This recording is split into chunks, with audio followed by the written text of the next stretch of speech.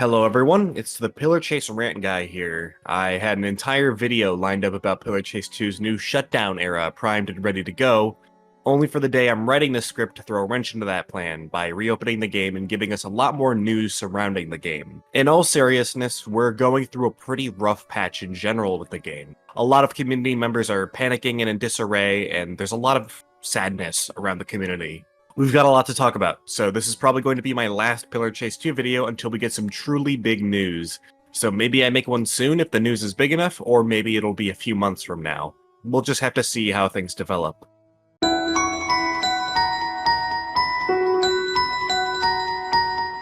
So, the game is reopened, but not every monster is present. The missing monsters are Baldi, EXE, Springtrap, Vita Mimic, and Stricken. PCX if you want to count that as well, but he's been gone for a while and we know he's coming back. This isn't too surprising, as they're basically the only characters that really wouldn't have their permissions recently checked or their copyright permissions verified. I'm going to be honest, I think Springtrap and Stricken are probably getting the OC treatment here. They're just going to get original designs created by the developers and then the gameplay identity preserved. EXE, Baldi, and Mimic are the things I think will most likely be able to maintain their identity and stay in the game. Raven might prefer EXE not be in the game anymore, who knows, or maybe EXE might just be getting a rework suiting him more with his new lore since his inclusion. I don't know. Same with Baldi, it's just a matter of actually contacting his owner that's the issue here. I see very little reason for Vita Mimic to have permissions pulled either, but you never know. Of course, these are just the monsters that have been in the game for a while now. What of the monsters that haven't come out? We'll know when we get there, but we already know that Grunt and Witch are now scrapped because of this. And so are the Tronus monsters that have yet to be released, as well as Tronus no longer being a part of the development team. As such, anything penned by Tronus that isn't already in the game is getting scrapped. That means Shadowborn, the Inkfell map, and a whole lot of other things. Just a lot of work is now scrapped. I don't want to dwell on it too much, as it's just not something I'm really comfortable discussing on my channel. I just think it'd be a little irresponsible to at least not mention it, as well as my own awareness of the situation. I don't doubt that a lot of unreleased monsters may end up getting scrapped due to permissions being unattainable. As far as I'm aware, the reason the game is so careful about this is because it, or rather Blade, is on his last copyright strike. At least that's what I've heard. I wonder if moving the game to a group would help that at all, but I'm not a developer and I don't know how these things work. Now would probably be the best time to migrate, if any. Just know that at the very least, the gameplay identity of all of these monsters will be preserved one way or the other.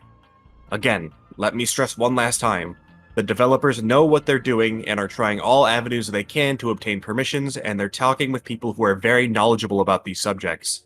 When they're ready, they'll let us know. Trust me. Don't jump on their backs and tell them things you think might be true about copyright. Not to be mean, but they know more about this situation and have more resources than we do. If they can get perms, they'll get perms.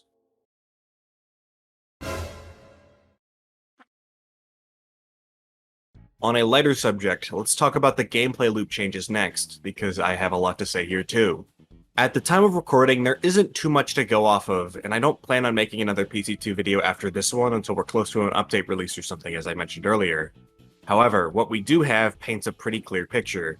Pillar Chase 2's gameplay format is changing to be a lot more like the Friday the 13th game. I have no idea how much is going to be changing to accommodate this, but we know that maps are going to have breakable items on them similar to pallets or breakable walls like Dead by Daylight, and matches will likely be escapable by survivors at some point. Also, third-person camera on Survivor seems like it's going to be a thing. I'm going to be honest, in a vacuum, these changes are things I really do not like for the game, and pretty much all of them favor Survivor on paper. I've made my voice known about the third-person changes before on my social media, but those were from the perspective of the current balance we had pre-shutdown. In the new balance and recode of the game that's coming in the future, third-person could end up absolutely being a lot more fair depending on how the game ends up playing out, as well as all the other changes I've mentioned in this video so far. My actual larger issue is just a question of the loop itself. See, the current loop of Pillar Chase 2 is just do your tasks, find somewhere to hide and wait there, wait for the monster to chase you, and then run the timer out. Admittedly, it's not great, and it's carried a lot by the presentation and how high quality everything else surrounding the gameplay loop is. Now, again, nothing is set in stone about the new gameplay loop, but from the sound of it, it's probably just going to be do your tasks as an individual or as a group, then escape within the designated time. After a certain amount of time, the escape closes and you have to survive locked in with the monster until time runs out. And by doing that, you're kind of doing the same thing as before, of just finding a little safe camping spot and waiting for the monster to come to you, and then starting a chase with a huge advantage, in most cases of course. It sounds like nothing is actually really changing, with the possibility of just more downtime now. Say you do successfully escape a match, how long are you waiting for the next match to start? Is it more ideal to stay in the match to earn more coins? Is there any way to rejoin a match with much lower stakes should you escape early, such as playing as a Tommy Jarvis-like character? Can there be multiple weaker characters joining after a survivor escapes so more people can play? All I know is that the more I get to actively play and the more I get to kill as monster, the better. So, in short, I hope the downtime issue is what gets really resolved with the new Pillar Chase Recode. I've stressed it a lot in my prior videos, but that's my biggest pain point. If we go through this entire Recode and that isn't addressed, I really wouldn't know what the point of the Recode even was in the end. Next up is upgrades. Honestly, I don't have much to say about them other than as long as we get something to limit them, such as exhaustion like in Dead by Daylight, or just some kind of arbitrary limits on the upgrades you can and can't use together, it'll be fine. Other ASIM games have proven it can work, it's just way too powerful with the way Pillar Chase 2 handles it specifically. Other than that, I really don't think survivor characters or classes are a bad idea for the recode and rebalance of the game, because we know that upgrades are getting massively changed. Instead of 2 icons below your portrait, maybe you can just have one to represent the character you're playing as. Characters have their fixed abilities and stuff, and are likely based on characters from existing series that are already represented through monsters. Since they're notably less flexible, you can give them stronger abilities in certain ways as they'll likely be more balanced that way. Every survivor would still just be your avatar, but maybe things like skins can add special exclusive accessories onto your avatar or something, with unique sounds or visuals or something. I think being your avatar in Pillar Chase 2 is very important and adds a lot to the identity of this game, and I wouldn't want to lose that if there were ever survivor characters or classes. I just do think that working with classes or characters is just way easier to balance and also fit into the progression the game already has. Next up, maps. They said they're already going to try and not do long hallway maps anymore, which is what most of the maps in this game already are. This game could really use more outdoor maps with not a lot of ceilings or invisible walls. Map design is not an exact science, but the main suggestion I have is to just have larger structures that survivors want to be at or use to their advantage, and then smaller and weaker ones spread out that survivors can also try to use to chain into better areas.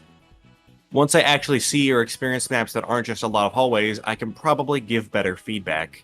I just know that I tend to have a lot more fun on mainland as both survivor and monster, but it is also just admittedly not the best or most balanced map in the game. I just definitely prefer it over the massive amount of indoor hallway maps this game has. I thought I heard you guys out here. Freddy? Is that you in there? Yeah, it's me. It's really hard to talk about what I do or don't want from the Pillar Chase 2 Recode, but again, I'm not a developer nor am I a part of the development process at all. It's very easy for me to talk about what I want from this game, but my stances for most of my videos hasn't changed at the end of the day. I want the PC2 development team to just make the game they want to make. And that's what they're doing right now. Blade and Froggy have both expressed that they've felt the game has needed this for a long time now, and the whole team is working to make the game the best thing it can be. I admit that I do have my reservations about a few things, but of course, I'm doing my best to be optimistic. I really hope it's good, and I'm excited to see what the finished Recode update is going to look like. Change is always going to be a scary thing, whether it be something actually big in one's personal life, or just the balance of one of their favorite Roblox games being shaken up. And it's okay to be anxious, confused, or upset by everything that's happened over the past few days. It's okay to play other games or to take a break from Pillar Chase 2. Communities are something you can come and go from, and you don't have to push yourself if something is stressing you out when it comes to things like this. Despite how unfortunate things may seem now, there's still a lot to look forward to in Pillar Chase's future. I'm hoping that once the Recode update is done, we get a release date and some time to build hype. Blade can then close and update the game, let the exclusive testers in and do whatever they can to find bugs and ensure a stable release, or at least something along those lines. Again, I'm not sure about the best way to go about this. Just be kind to others and take care of yourself. If everyone does those two things, the community will be fine. With that said, I don't think I have much else I'd want to say on Pillar Chase 2 right now, other than despite everything, I'm still personally excited, and I'm looking forward to what Blade cooks up with the new gameplay rework as it progresses. It's important to know that Pillar Chase 2 is currently only open because Blade wants people to be able to play should they want to. It's not going to be getting any updates until the Recode update, so don't push yourself to engage if you don't feel like it. Now is the best time to take a break from the game. Once the Recode update happens, it'll be the perfect time to come back, so if you need to take a breather or get some space, do that. Sorry if this video wasn't exactly what everyone wanted me to say, but I mean, it's just how I feel. Alright, see ya.